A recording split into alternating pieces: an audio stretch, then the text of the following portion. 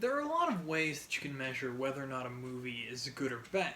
You can look at the directors, the producers, the screenwriters, actors, budget, all sorts of different things. However, I have a personal method that I prefer to use, and that's the number of titles that a movie has. Look at something like Citizen Kane. It's got one title: boring, predictable, cliche. Typically, the more titles a movie has, the worse, or for my purposes, better, it is. Such is the case with today's film, Assignment Terror, or as it's known in Spanish, Los Monstruos del Terror, or as it's known based on the DVD copy I have, Dracula versus Frankenstein. This movie's really weird. It's basically the movie that would have been released if that dark universe that Universal wanted had ever gotten off the ground. This movie's got Frankenstein, Dracula, a werewolf, a mummy, aliens, and there was even supposed to be a golem, but it was cut for budgetary reasons. Also, the movie's filmed in color, but I use that word loosely. It's as if it was painted with LaCroix flavors. This plot, however, is much brighter than the colors, so let's talk about that.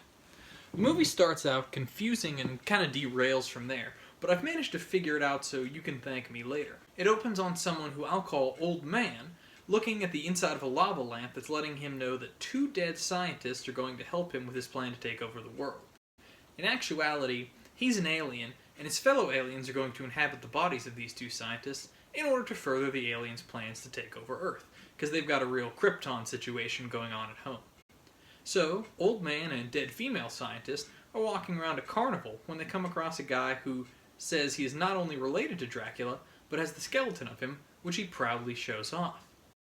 The aliens get an idea, and in the middle of the night kill him, kidnap his girlfriend, and remove the stake from the skeleton. In true vampire lore, yeah right, the skeleton immediately begins to regenerate, just like how I always remembered from those old Dracula movies. They take the coffin and the girlfriend for their own nefarious purposes. That is, to use an electroshock therapy machine to put aliens in the girl's head, because, in the old man's words, beautiful women are like powerful magnets. We shall use them to attract scientists, generals, statesmen, with their vital secrets.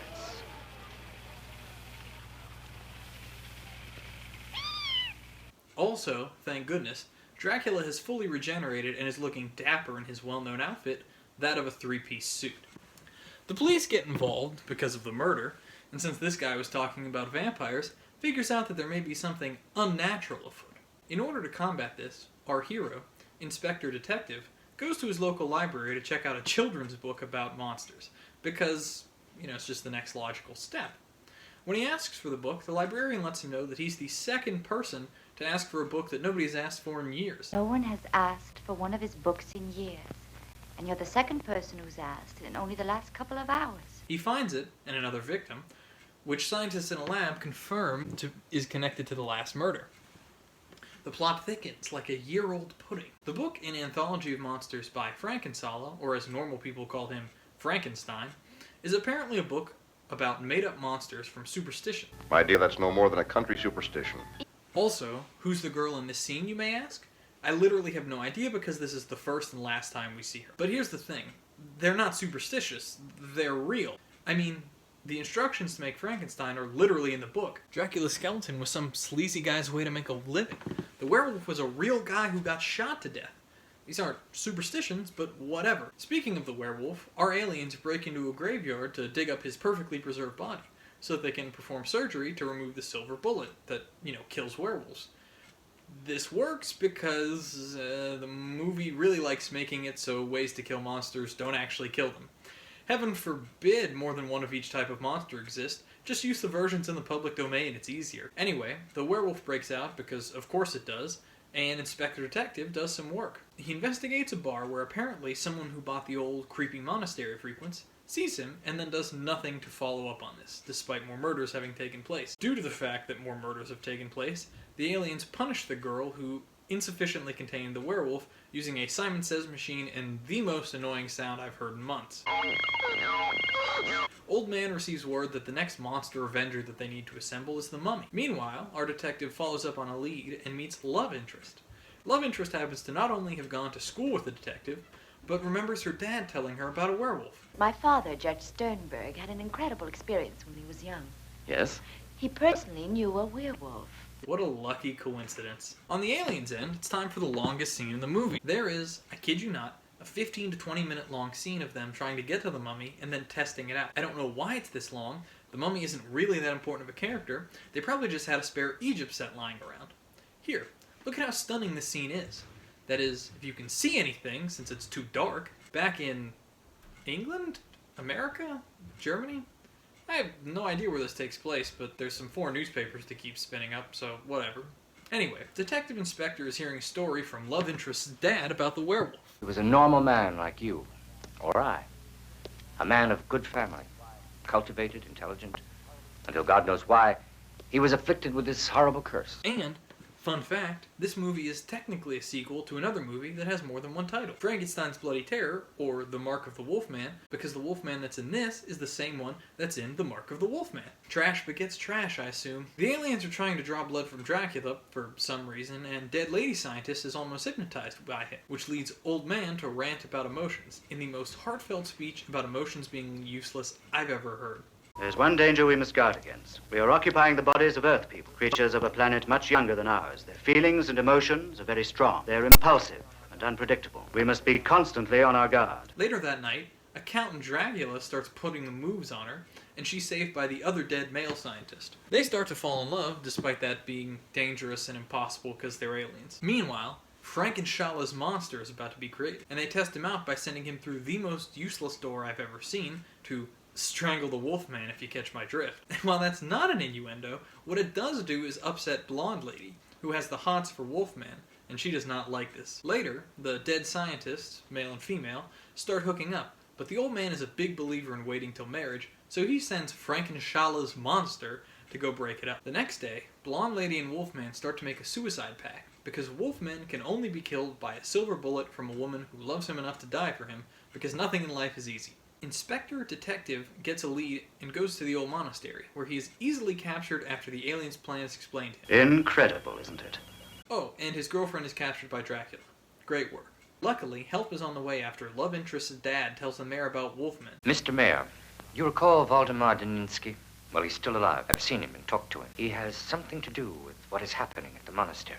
Also, Blonde Lady and Wolfman spring Inspector Detective from the trap because the love of a hairy man is more important than the survival of your dying race. Inspector Detective wanders around, meets a very nice-looking skeleton, and tries to find his girlfriend. Also, it's another full moon, so Wolfman's hulking out. Inspector Detective eventually bumps into someone trying to sell him insurance, but unfortunately, ID is a very aggressive negotiator, and Dracula bites the bullet, steak, turning back into the skeleton he was always meant to be.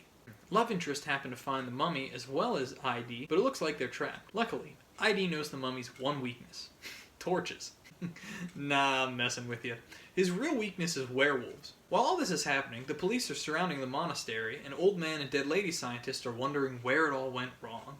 Wolfman and Mummy take their fight to a hamster wheel, which gets lit on fire, torching the mummy. 2 monsters down, this movie's gotta be over soon. The Wolfman meets up with Frankenstein, who protects the 2 scientists as they try to escape. Frankenstein gets electrocuted, which, really? Is that even possible? Whatever, I stopped caring about 75 minutes ago when Dracula reformed from a skeleton. Blonde Lady shoots Wolfman, who kills her, leaving exactly 2 bad guys left. Every exit they try to take is blocked off by explosions or smoke or something, I can't really tell. The aliens say the old man has to die for his failures, and some other things are said in an attempt to give the movie a message. The passion which we believed was their weakness is what makes them really strong. And in a moment of compassion, let dead scientist lady return home. The monastery explodes. Inspector Detective says something stupid to reinforce the point that this movie has a moral. And willing to sacrifice themselves for others. Nothing will destroy us. And the movie abruptly ends while playing rad music. Now, I didn't want to mention this, but since the movie is over, I'd like you to take a guess. Tell me, what's wrong with this movie? That's right, the only fight that didn't happen was Dracula versus Frankenstein, the one the movie's named after, making at least one of the 15 titles of this movie a lie. This movie, I think, was just too jumbled for its own good. The idea of aliens taking over monsters to try to conquer the world is good, but the fact that they don't actually have that much monster action is pretty disappointing. This monster versus monster combat would not actually be achieved until Monster Brawl, which I will review at some point despite it basically being WWE but with people in monster suits. Germany seems to like this movie a lot, even naming it Schlellphase, German slang for trash movie. I guess I'd recommend this movie, just to see it for the uniqueness of the ideas in it, and for some of the strange dialogue and effects, but it's not one of the more interesting movies out there. Give it a watch if you're curious. Join us next time when we'll be reviewing something that's in color. Thank you very much for watching, and remember, Weirdflix watches what no one else will.